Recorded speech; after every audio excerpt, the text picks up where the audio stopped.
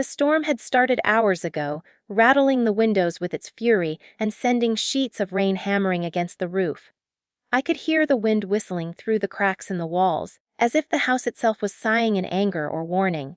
At 15, I had learned to read the weather like an omen, and tonight it felt like the sky mirrored everything inside me, chaotic, cold, and threatening.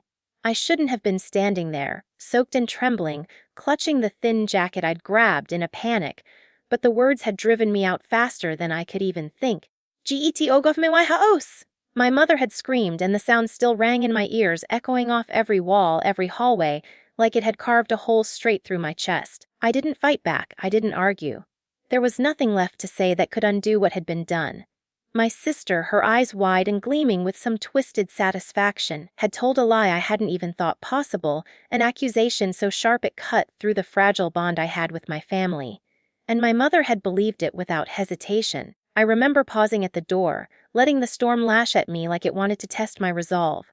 The cold rain drenched me instantly, but I barely noticed. Each droplet felt like a reminder of how small and powerless I had become in that moment. I didn't look back at my mother, though I wanted desperately to see a flicker of doubt in her eyes. There was none. Only the fury of a parent who had been convinced of betrayal, and the smug, dangerous smile of a sister who didn't even realize the damage she had done. As I stepped into the night, the wind tore at my hair and whipped my jacket against my body, but still I walked.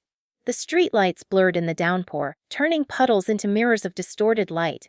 I kept my head down, my heart pounding, thinking that maybe if I moved fast enough, I could outrun the shame and the humiliation. But the truth is, it followed me everywhere, the sting of my mother's words, the betrayal, the loneliness of being cast out when I had done nothing wrong. 20 minutes later, soaked through and shivering under the canopy of an awning I had found, I took out my phone. My hands trembled as I scrolled through the messages. And there it was, the text from my sister. She laughed, the cruel emoji punctuating her words, as if the entire ordeal had been a joke. She didn't realize it yet, but the timing was everything. My father, sitting in the living room, had seen the text pop up on the TV screen.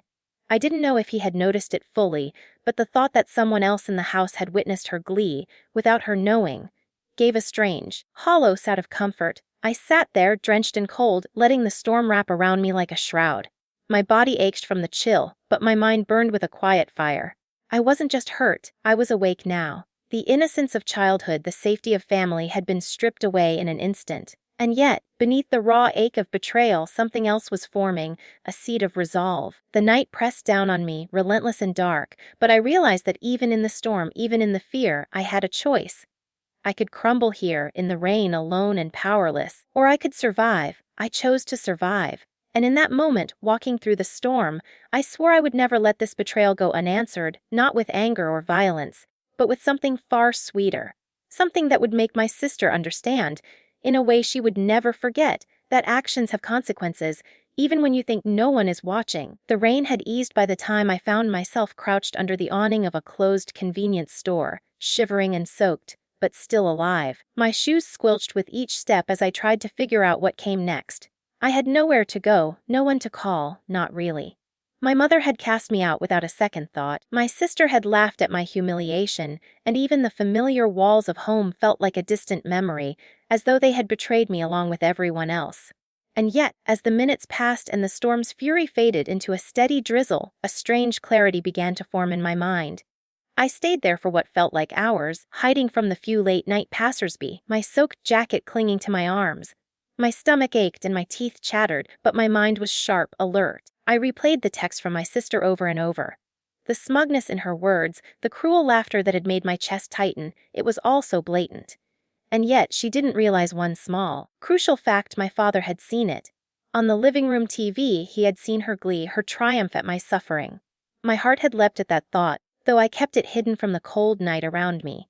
The storm had taken my warmth, but it couldn't touch the quiet spark forming inside me, a spark that had nothing to do with anger or tears, and everything to do with strategy. I started walking, letting the streetlights guide me through the slick streets, thinking about what it all meant.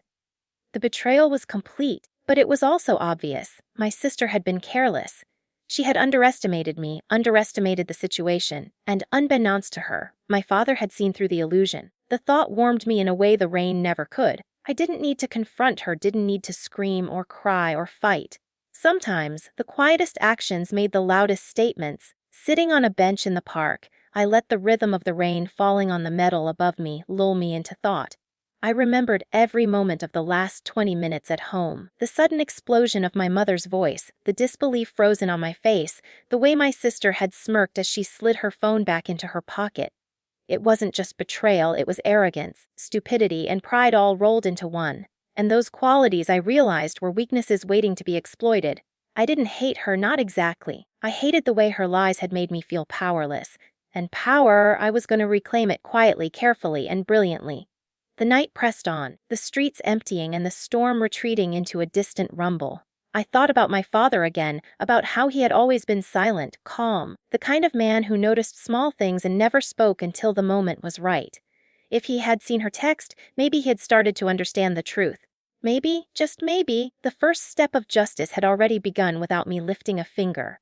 The realization filled me with a strange satisfaction, a promise that the world, even if unfair now, could be made right. I didn't cry that night. I didn't scream or rage. I simply walked, letting the quiet hum of the city in the aftermath of the storm soothe me. I watched as the first hints of dawn began to stretch across the horizon, painting the wet streets in soft oranges and pinks. And in that light, wet and shivering though I felt something stronger than fear. I felt a sense of purpose. The storm had driven me out, but it had also awakened me. I understood now that survival wasn't enough, not for me. I needed awareness. I needed patience. I needed to watch, learn, and wait. And when the moment came, the sweet, quiet justice I had imagined would finally have its day. My sister's laughter, my mother's blind trust, even my father's silence, all of it would play a part. And I would make sure it did. For the first time that night, I smiled, small and private. The storm outside was gone, but the fire inside me had just begun. The days after that storm passed in a strange haze, each one blending into the next. I returned home eventually, not because my mother had called me back, not because my sister had apologized, but because I had no choice. Life didn't pause for injustice, and neither could I. But something had changed inside me. The helplessness I had felt in the storm, the sting of betrayal, had morphed into quiet determination. I had seen the truth, and now I knew I couldn't let it define me. School became my first battlefield. I buried myself in books, in projects, in anything that required focus and discipline. I made a careful study of myself and the world around me, observing my sister, my mother, even my father in ways I never had before. I noticed small patterns, the way my sister's laughter faltered when someone looked her in the eye too long, how she relied on other people to validate her lies, how her arrogance often blinded her to reality. Every detail was a piece of a puzzle I was beginning to assemble, a puzzle that, when complete, would reveal a truth she could not ignore. I didn't act on anything immediately. Revenge was not impulsive, it was a quiet, deliberate craft. I reminded myself of the night in the storm, of the text my sister had sent so carelessly, not realizing the world around her was watching. My father's silent knowledge had been a lesson. Sometimes the most powerful moves were the ones no one noticed until it was too late. I needed to grow stronger, to become someone who could command respect without demanding it, someone who could turn patience into a weapon sharper than anger. Outside school, I started to explore small freedoms.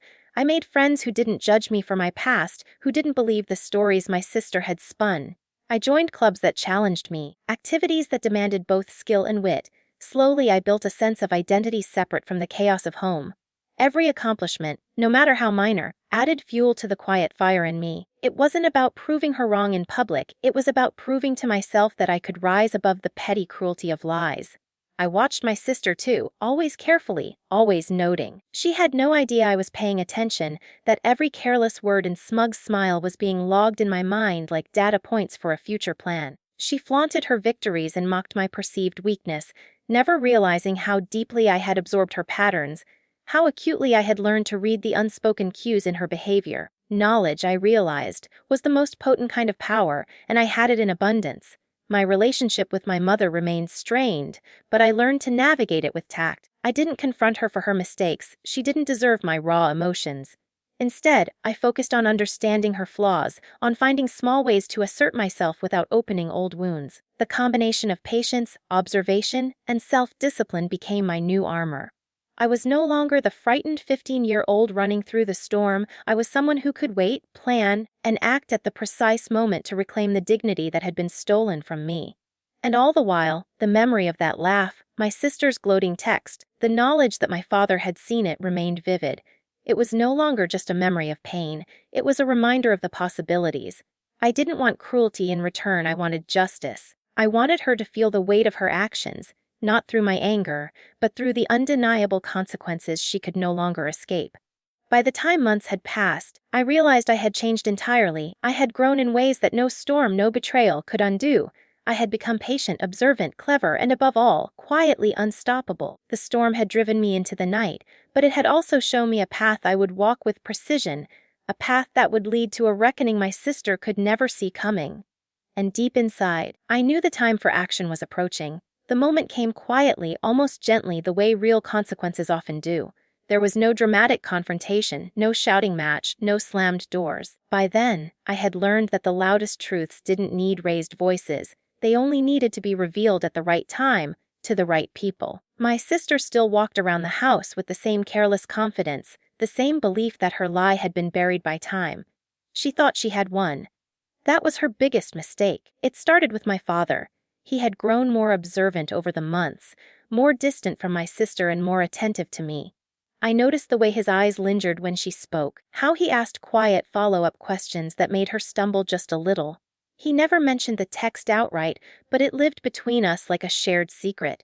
I didn't need to remind him. The truth has a way of resurfacing on its own when given enough space. One evening, everything aligned. We were all in the living room, the air thick with forced normalcy. My sister was telling another exaggerated story, twisting facts with the same ease she always had. My mother nodded along unaware, still clinging to the version of reality that was easiest for her to accept. I stayed silent, as I always did, until my father calmly stood up and reached for the TV remote. He didn't accuse her. He didn't raise his voice. He simply connected his phone to the screen. The message appeared, her words, her laughter, time-stamped from the night of the storm. The same message she had forgotten about, the same one she thought no one important had seen. The room went silent. My sister's face drained of color, her mouth opened, then closed again, scrambling for an explanation that wouldn't come. My mother stared at the screen, confusion turning into realization, then into something far heavier, guilt. I watched it all unfold without moving, without smiling. This wasn't triumph. This was balance being restored. I saw this that night. My father said quietly, "I waited to see if you'd ever tell the truth." She tried to laugh it off at first, then cried, then blamed stress, then blamed me. But lies collapse when faced with evidence. There was nowhere left for her to hide. My mother finally looked at me, really looked at me, and for the first time since that storm, she saw what she had done. "I told you to leave," she whispered, her voice breaking. I nodded. And I did. That was all I said. The apology came later, awkward and heavy, filled with regret that couldn't undo the past. I accepted it not because it erased the pain, but because holding on to anger no longer served me. My sister avoided my eyes after that, her confidence shattered, her words cautious. She had learned the lesson she never expected to learn, that cruelty leaves a trail, and patience remembers everything. That night, as I lay in bed, I thought about the storm, about the cold rain and the fear and the choice I had made to survive instead of break. The revenge hadn't been loud or dramatic. It had been quiet, inevitable, and earned. I didn't need to hurt her the way she hurt me. The truth had done that on its own. I had walked out of that house as a frightened child. I stood in it now as someone unshakable, and that was the sweetest revenge of all.